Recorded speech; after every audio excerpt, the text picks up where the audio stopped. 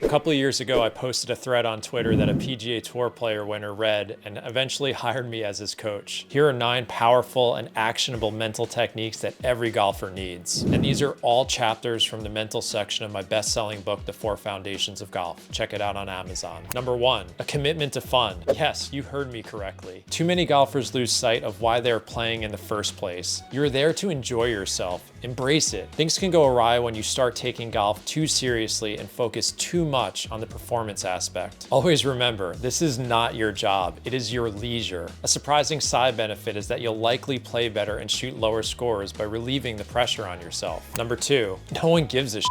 Golfers are selfish and mostly care about their own games. We will all embarrass ourselves in front of each other. Once you accept that and stop worrying about what others think, your game will be in a much better place. There's something called the spotlight effect, which is a real psychological phenomenon, which shows that humans actually overestimate how much others are actually noticing us. So don't think you're on the golf course and everyone's looking at your every step and shot you take. They're mostly worried about their own games. Number 3, stop being a control freak. Golf tricks us into believing we have way more control than we do. Drawing the line between what we can control and what we can't control is transformational. Here are my big 3 of what you can control. First is preparation. Think of your practice, studying a course, getting your body ready. The second is your routine, exerting total control over how you approach each shot. And lastly, your reactions, how you process each shot, your emotional and analytical responses. But more importantly, here's what you cannot control: the variability of your technique. Each day, a different golfer shows up. It's so frustrating, but you have to accept it. Your swing path might be a little different. How you're striking the ball is different on the club face. Every day, there's a change, no matter how good you get at this game. And secondly, you cannot control the universe. Golf is played in the elements and on uneven terrain. You're gonna get a bad gust of wind or an unlucky bounce. This is the way it is, and you just have to accept that you do not have control over that. Number 4, staying in the moment. Golf is a battle between the past and the future. We ruminate on shots that have already occurred, and we're worrying about shots that haven't even happened yet. Introducing mindfulness and meditation techniques to your game can help fight this battle, though you're never gonna win it. There are so many ways to keep your focus on the quote-unquote now when you play. This could be your routine, breathing techniques, or even taking a moment to soak in the experience and enjoy the company of your playing partners. Sometimes I even play songs in my head on the putting green. There's so many creative ways golfers can do this to remain quote-unquote present and fight the battle between the past and the future. Number 5, growing your grit. The word grit often gets a bad rep. You don't always have to be white-knuckling it through your rounds to see better results. A better definition for grit is from Angela Duckworth and a great book that she wrote. Her definition is perseverance and passion for long-term goals. Every golfer needs grit. The game frustrates you and challenges you all the time, and your grit is the fuel that keeps your mind focused on long-term goals. So when you're feeling frustrated in a practice session or rounds not starting off the way you want, grit is going to be the thing that gets you through all of that. Number 6, what I call the caring game. Golfers play their best when they can exist in the space of caring too much or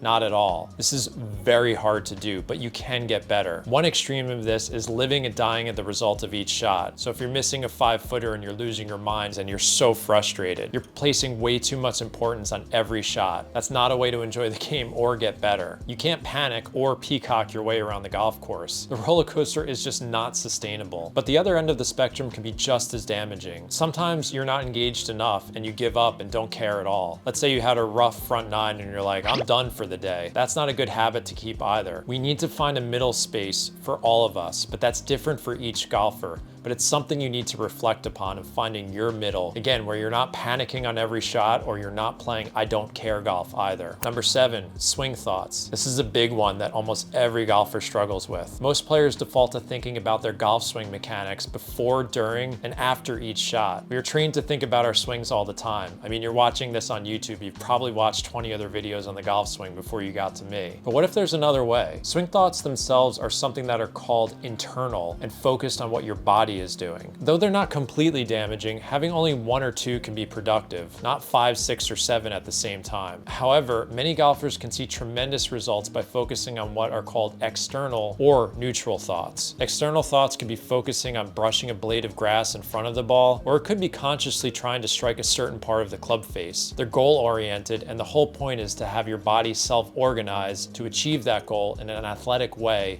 without thinking about what your body is doing. And a second option are called neutral. Neutral thoughts have nothing to do with the golf swing at all. They could be humming a song in your head. I do this when I putt all of the time. What it does is it drowns out thoughts of thinking about my putting stroke or thinking about making or missing the putt. There's plenty more examples of neutral thoughts and external ones, but start experimenting with them when you practice and on the course. It can be a total revelation. Number 8, let's talk about your pre-shot routine. Your routine before every shot is a chance to get into your mental foxhole. This is your little zone that you have complete control over. It helps mitigate many of the game's mental challenges, but you have to spend time and effort building one. It doesn't have to be long, but it should be intentional. There's a really interesting study a few years ago by Dr. Matt Bridge on the European Tour. He actually found that players that spent less time over the ball and had an overall faster routine made more cuts and more money on the tour. So faster is better for most players. Your overall goal is to get into as much as an autopilot or reactive state as you approach the ball. Here are the 3 phases of a pre-shot routine. First is the analysis. This is where you examine conditions you face, like the distance, the lie, what the wind is doing, or an elevation change. The next phase is preparation. This is where you're standing behind the ball and establishing your thoughts for the shot. Going back to my prior example, you could have external thoughts here or even neutral ones. And the last is execution. This is where you cross the imaginary line and initiate your swing with commitment, hopefully. Overall, you've got to hang your hat on routine. Like I said, it doesn't need to be long, but it needs to be repeatable. And one thing you should focus on is using it in your practice sessions